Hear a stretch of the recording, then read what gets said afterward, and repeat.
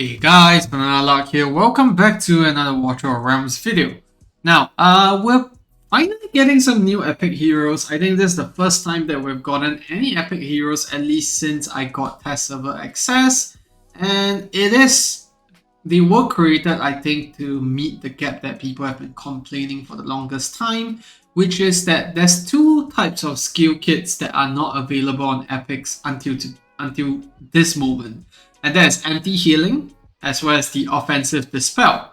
Now, we have two new units here today. One of it is Xasny, the other one is Tankos. Very weird names.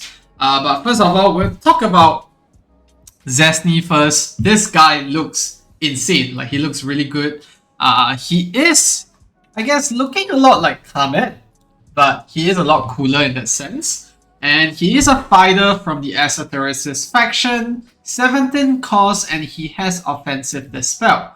Now, damage-wise, he's at 3.8k, so it's not too crazy. But at the same time, it is also pretty decent for an epic. And yeah, I think the rest of the kits is pretty usual. And then if we take a look at his skill kit, you can see talent. Every 3 attack, he gains attack interval decrease, physical and magic damage reduction for 5 seconds. Now, if let's say we were to give him, put him on a quad set, for example, maybe on like on Count Dracula here, you can see that the attack interval drops down to 1.3, which means that he just essentially gets that interval decrease, physical and magic damage reduction permanently every time he's doing damage to bosses. Like, it's just gonna be perpetually there.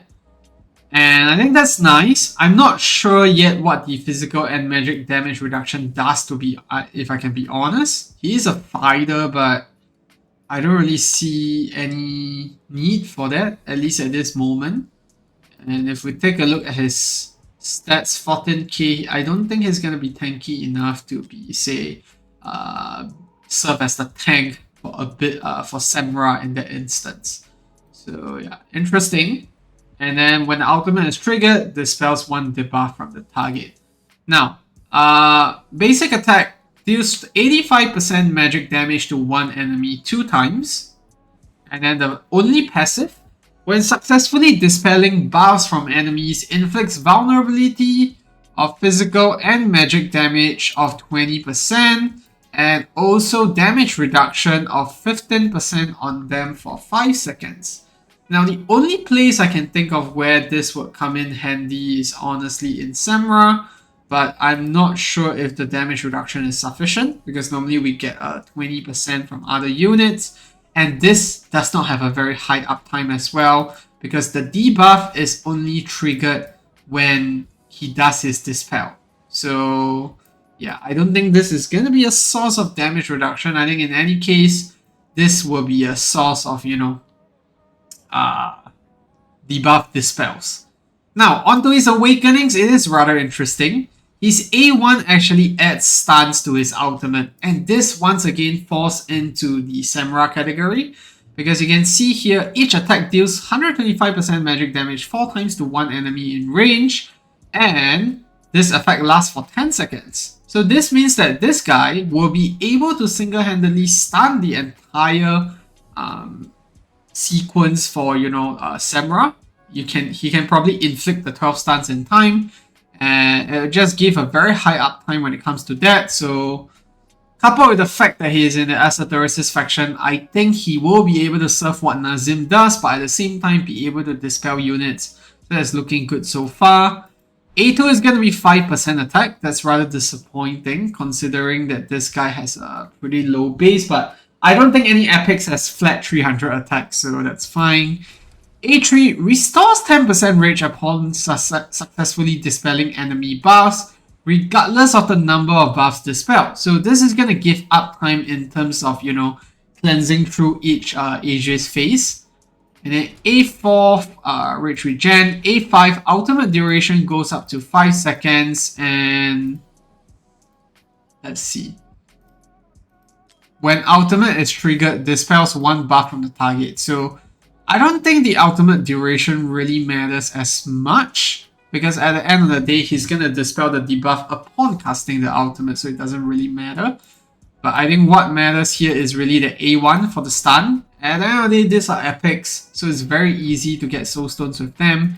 But this guy is probably gonna wind up being really useful when it comes to Semrah, because he is gonna be offering the stuns that you need, as well as the dispels that you need in the case that you don't have heroes that can do that. So yeah, that's Xasny. We're gonna test him in Semrah, obviously. I think that's the only place that we can see him being useful. And yeah, let's get right into it. Alright, so the place that we're gonna test out Xasny is gonna be Apocalypse, obviously. And I think where we're gonna test him in is gonna be Semrah 2, because I think that makes more sense. Because in Apocalypse 1, you could actually get away without using any stunners as well as any dispellers. And it's actually fairly certain that you can still hit, you know, the max reward if, let's say, you have the right gear for it. But for Apocalypse 2, it's slightly different. And I do think that one more thing that I found out that when I was running this test is that even though Xasny is in the Esotericist faction, if you think about it, there's actually a lot of other units that already does what he does. So Nestia provides stuns on A1, Numera also does stuns, and then you have Vaughn that does Dispel, so he is in a pretty odd spot. But I'll say that if you don't have Vaughn in the mix, then you know Xasny could do pretty decently here.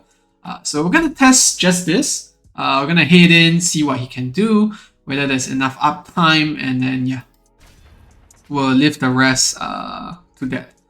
So yeah, let's head in, and we're gonna do Numera, Nestia first, and then we'll do there, Grim, and then Halloween, and then let's wait. We're gonna see how many stuns he can put up. My expectations is that he's gonna put up 12 stacks, and we're not gonna pop any of Numera's ultimate, just to see how much of it he can actually do. Let's see, maximum of 12 stacks. He is able to surf that. There we go. And then the boss is gonna go down from here. I will pop the Numera ultimate. We're gonna save Xasny's ultimate because we want to see whether he can dispel the Aegis from the Aegis stacks.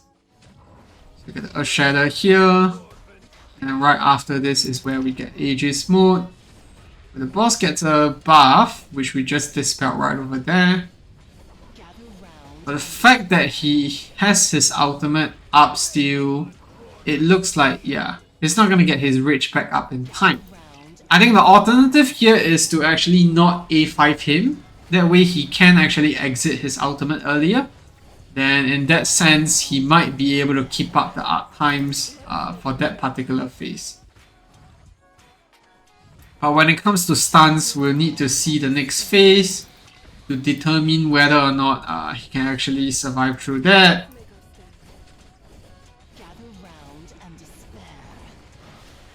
Another round there, and now we just need to wait next phase to start. We'll see if he can actually keep up with his stuns on two different phases or two consecutive phases. Just pop this slightly early, and yeah, you can see the soul stacks are building up a lot earlier now. There we go, 12 stacks. And his Rage is almost halfway done. The thing about the stun phase is that we do have quite a bit of time to get the next ultimate up in between. Because there's a lot of animations and all that going on, and you can see that his ultimate was actually ready before we needed to get to the next phase. So now we'll pop another Numera ultimate here. There's the Earth Shatter in. And let's see if we can pop the Aegis phase.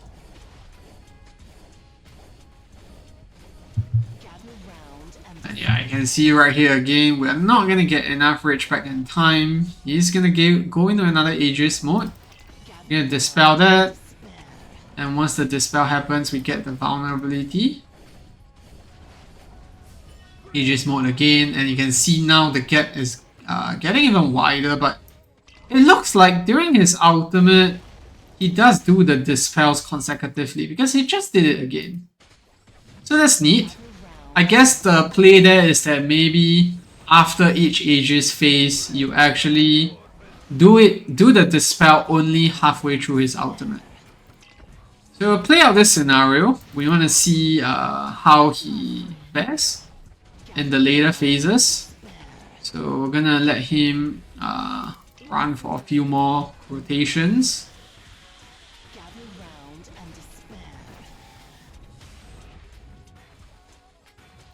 Almost there. Go.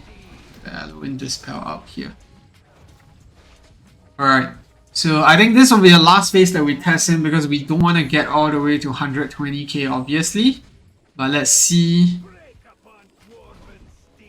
whether he can actually do anything here. I'm gonna pop the ultimate here a bit earlier on. He is able to surf through the full 12 stacks of stuns. And then we're able to get him to be up again before the next one, so that's great.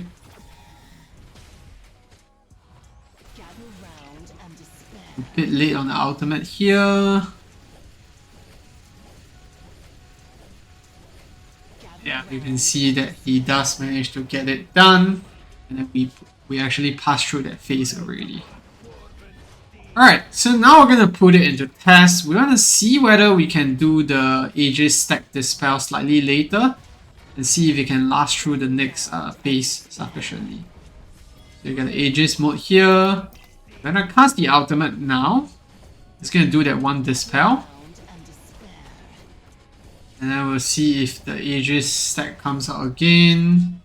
No, it actually doesn't carry through. So I'm not sure what happened in the first one there. Let's say we pop this again, it's gonna dispel the full stacks anyways. It could also be a case that we run him with attack speed main on the amulet. That way he can actually get his ultimate up in time.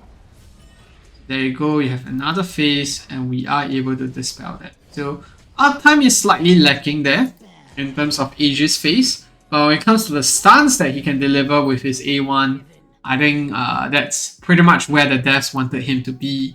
So it's really great that we finally get an epic unit that can serve that function, especially the Dispel bit, because when it comes to stuns, I think we have a lot more options. We have Wukong, King of single target damage, as well as stuns, so there's that. But when it comes to, you know, dispelling, I don't think there's any epics that can do that up to today, that we finally get Xasny here. But it does look like he needs a bit of help to get sufficient reach to get there. I mean, you could also put him in the Cataclysm set with Asatheresis Ring. I think that will also help in getting his reach up to, you know, meet the requirements of the dispels that you need there. So yeah, I think that's pretty much it for the video for Xasny here. I think it is pretty straightforward. I can't think of any other place where you actually use him. So yeah, I hope you enjoyed the content. If you have any questions about Xasny, leave it down in the comment section below. If there's any other place that you want me to test him out, let me know as well. But I think as of this very moment, I think that's the best place that you can test him. In terms of range wise, I think he is able to sit behind a fighter with his ultimate on, but if without his ultimate, he's not going to be able to do that. So I think the use case here is really just for Semrah, but I could be wrong. So let me know in the comment section below, and I'll see you in the next one. If you enjoyed the video, leave a like or subscribe to the channel. Goodbye.